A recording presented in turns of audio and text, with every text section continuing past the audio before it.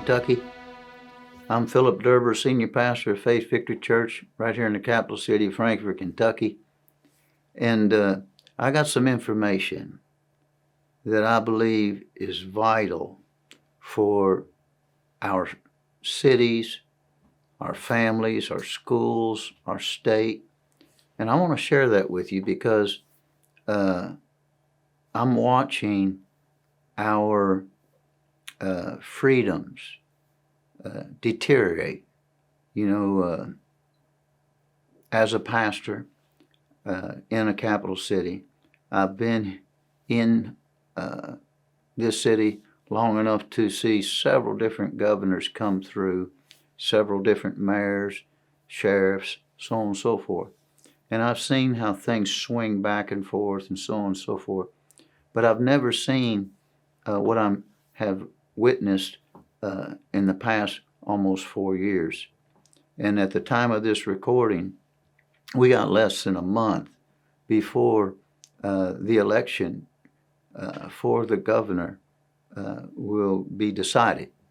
And I feel obligated as a pastor, as a family man, as a concerned citizen, to not remain silent.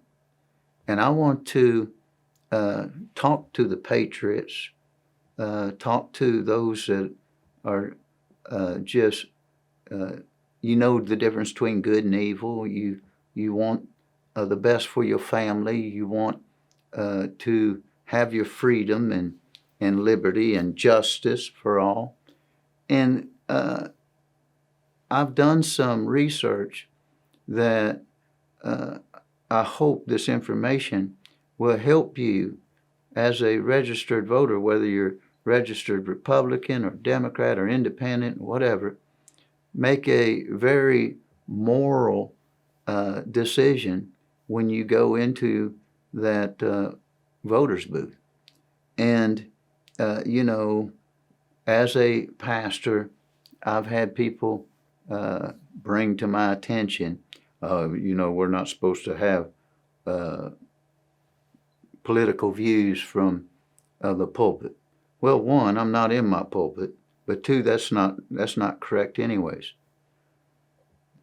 The leaders in any capacity ought to be informing who they are leading, whether you're a boss that you have 12 employees under you or 100 employees under you, whether you're a teacher and you got students underneath you, certainly as parents, your children underneath you, as pastors with members underneath you, and just a coach with players underneath you, whatever, you ought to be giving them information that helps them guide a truthful and moral life as they grow and experience life that God has planned for them.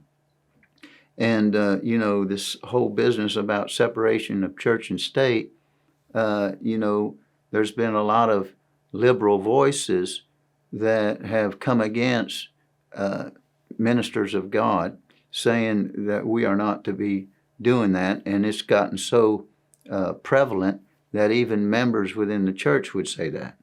But let me just give you a list.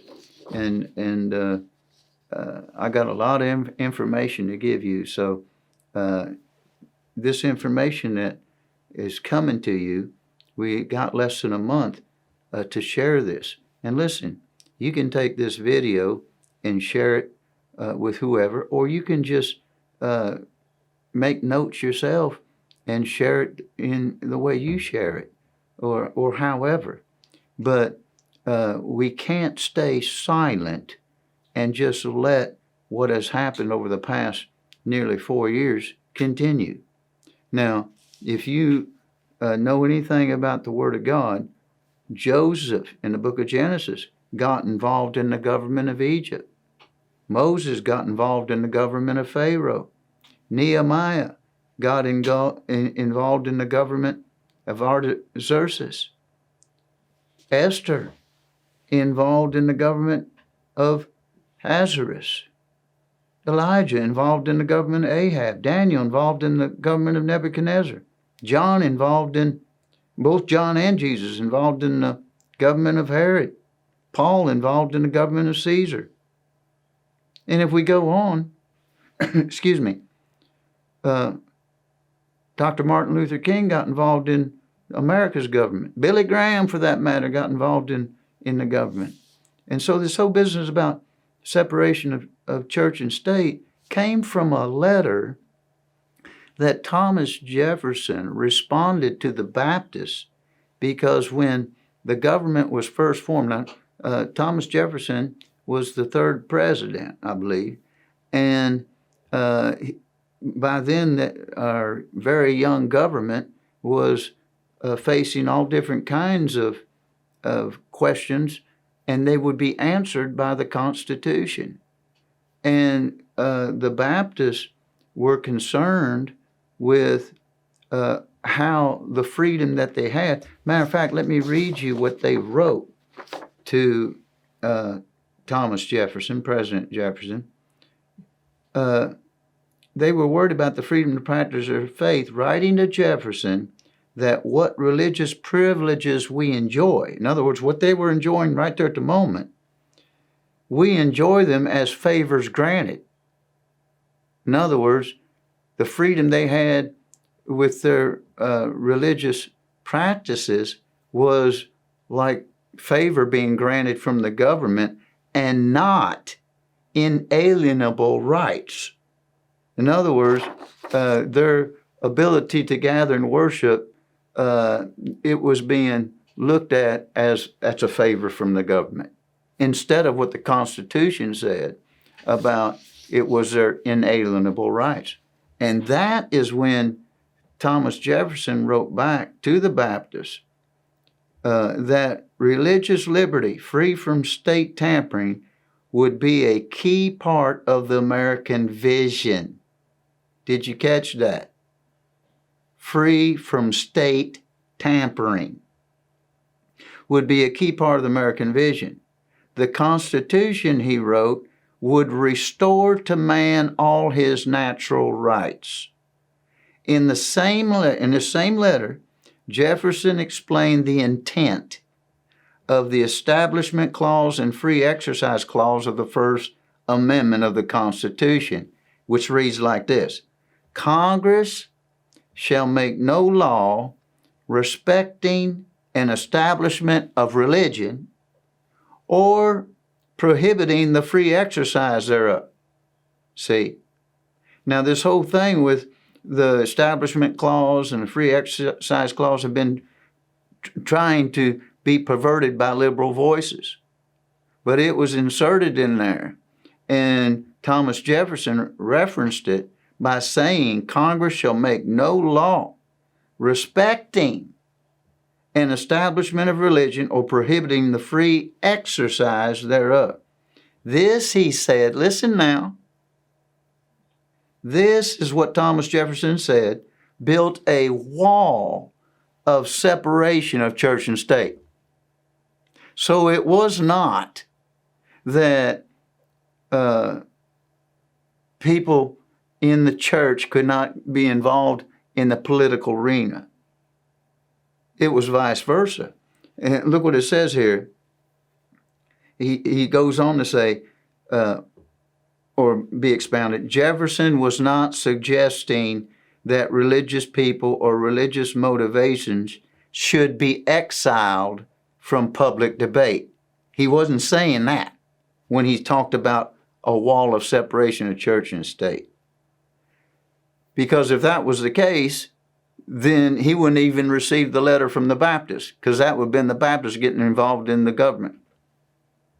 See, it was a letter from a religious people appealing to an elected official for their rights, and an elected official who, by the way, attended church services, Thomas Jefferson, during his administration inside the United States Capitol. So we can see from the Bible, and we can see from U.S. history that church and state, that whole concept that you hear people say, well, two things you don't talk about is religion and politics. Are you kidding me? If you stay silent, then nothing is going to change. You're just going to sit back and mumble and grumble about the way things are going instead of getting information out there. And in the world we're living in, media is so tainted by a liberal ideology that's out there that our values as a Christian, as a patriot, or as a Christian patriot are not looked at and honored like they should be. Now, if you go back in history, you'll find the Black Robe Regiment. These were preachers that, I think it was the Revolutionary War, that got up in their pulpits and said, look, we can't stay silent, and not only not stay silent, we got to do something with this. And they would actually lead their congregations, the men of the congregations, into battle. Now, folks, we are in a battle, a spiritual battle, for this commonwealth, for this beloved state, and I love Kentucky. Kentucky's my home. Many of you were born here. Many of you moved here for whatever reason, and Kentucky is now your old Kentucky home. And we have a choice to make here in November, and I want to help you understand some things that are on the ballot. You see, when you look at the ballot, you're going to see names, but you need to know something about them, whether it's a D beside their name or an R beside their name. You need to know what they stand for. And a lot of times, I've been in these election cycles, and the advertisements that you see on TV or on radio or on billboards or whatever, a lot of them are not true. And it's sad to think that somebody would just outright lie to further their agenda. But we live in a world. The Bible lets us know that the devil is a liar. And so who I can get this information out with my platform, I'm going to do it. And to do that, I want to get into some various comparisons between the candidates and understand just what they believe, what their policies are, what their vision is for this state. And, in my research, I came across something that got my attention. And, in Kentucky, we're the 15th state. 15 biblically means new direction. And, we used to be Kentucky County of Virginia. And in all that, Kentucky was birthed. 120 counties. And, that's like 120 in the upper room. Very significant number. And we're the bluegrass state. United we stand, divided we fall. But our Kentucky slogan several years back was voted on by all of us Kentucky folk, and the slogan was the unbridled spirit. And let me just read this letter from the office of the governor. It says, "Greetings. I'm pleased to introduce to the Commonwealth's new brand, Kentucky Unbridled Spirit. For the first time in history, all branches of Kentucky government will speak with the same unified voice. I also encourage every local and regional government agency, state-supported institution, and private corporation and business to join in this effort. This is not simply state government's brand.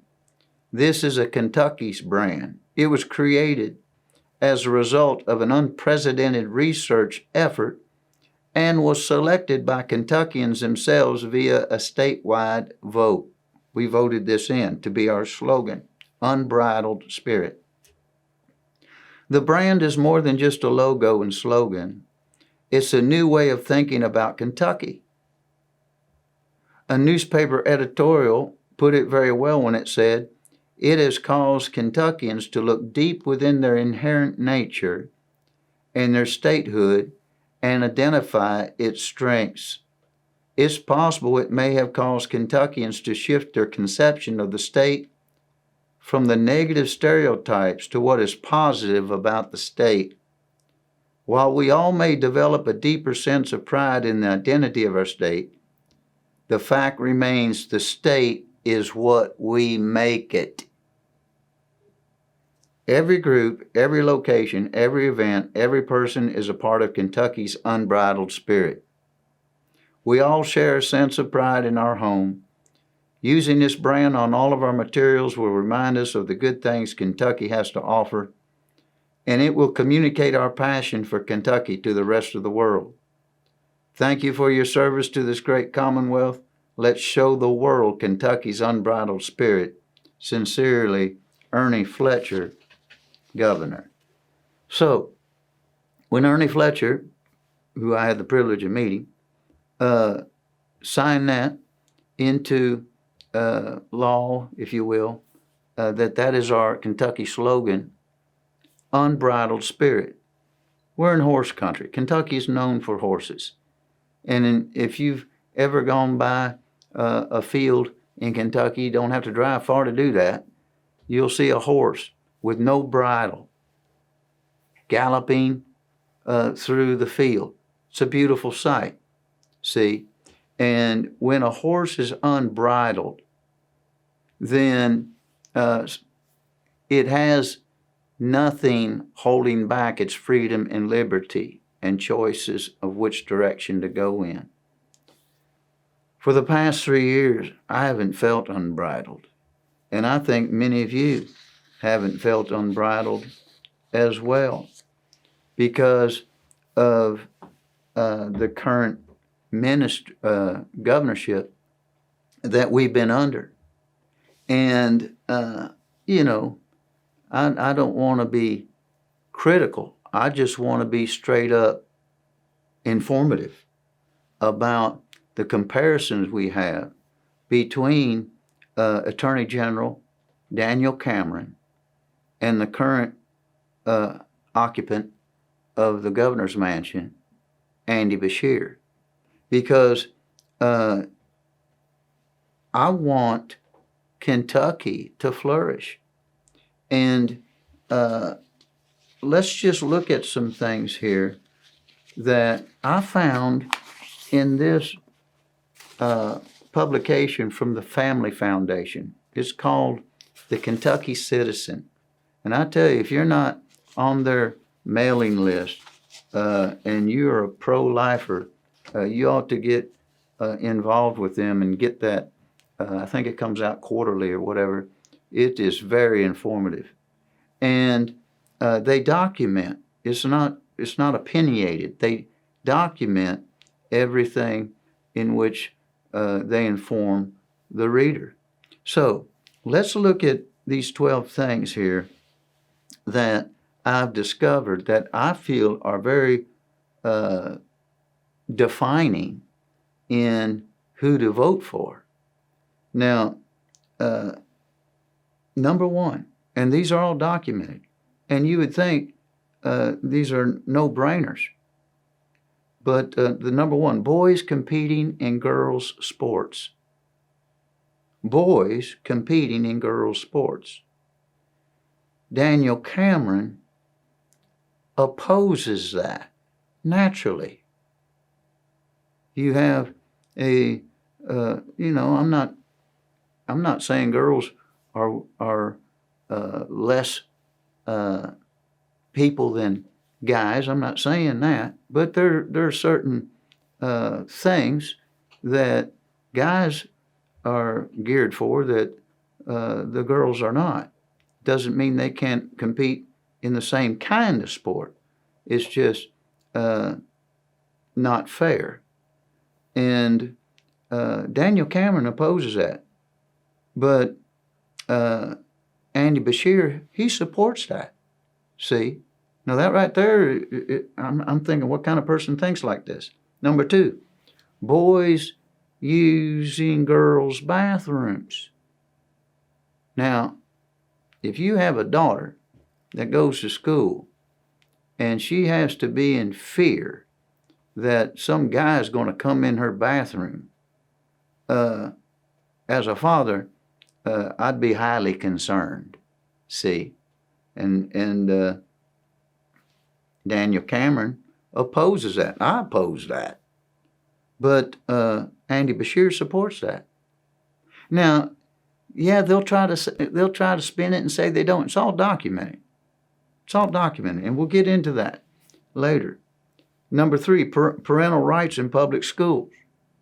You as a parent have a right to know what's being taught to your children, what's going on in the classroom, even who's teaching your children, right? And the subject matter thereof. And Daniel Cameron supports that, and Andy Bashir opposes that. Teaching LGBTQ ideology in school. What? We're talking Kentucky here. We ain't talking California. We ain't talking about Chicago, New York City. We're talking about Kentucky. Daniel Cameron opposes that. Andy Bashir supports that. Number 5, gender transition of children in Kentucky. All documented. You can do your own research and you will find it.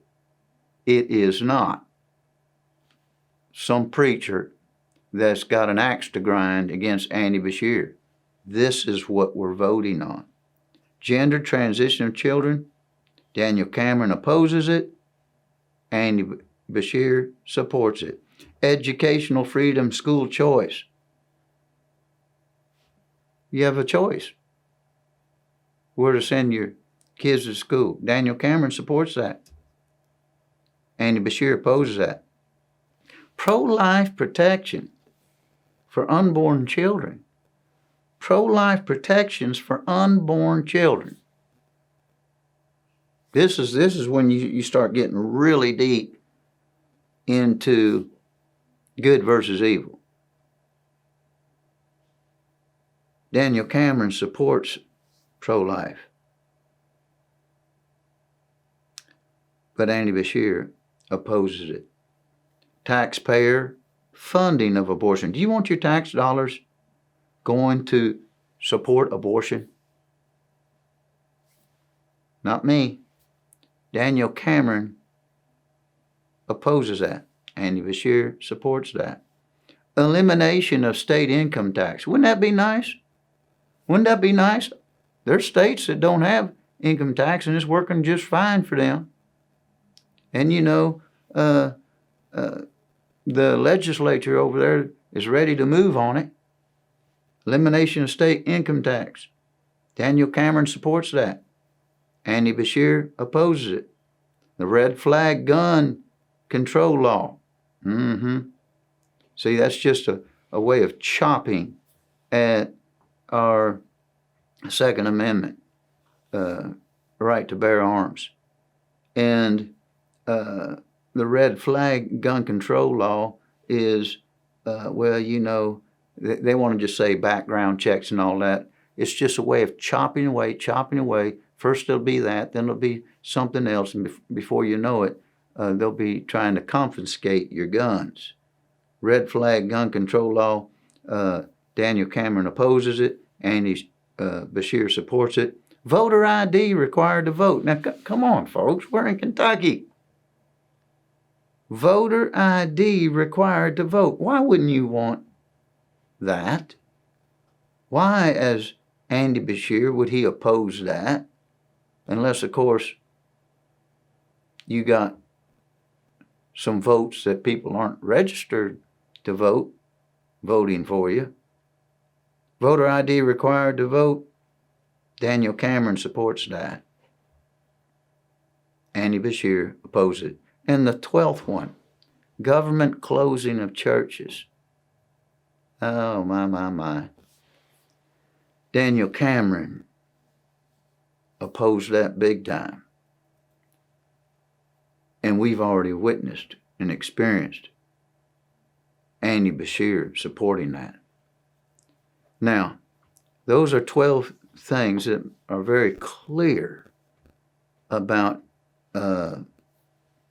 which way to go. Now, if you're a patriot, if you're a family person, if you're somebody that just wants to have your life not messed with by big government, you just want to let your life that God has given you express itself without being under the confines of and governed by some leftist ideology, then there's only but one way to vote in this upcoming election, and that's for Daniel Cameron. And, I'm going to be getting into some more areas of the differences. I'm going to make another video, but you can take this video, you can shoot it around, share it, copy, paste it, whatever you can do. Get this out. We got less than a month before this state is going one way or the other, period. And I'm believing that the patriots are rising up. And listen, don't sit there at home and not vote. Get up and go vote. See, if you don't vote, you don't have no right to be complaining about the way things are being run. But if we will just vote and choose life, I believe God's going to bless Kentucky.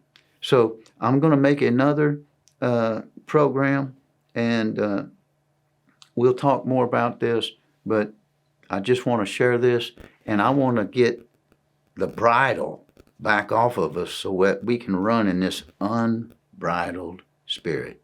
Pastor Philip, just giving you this information. God bless you.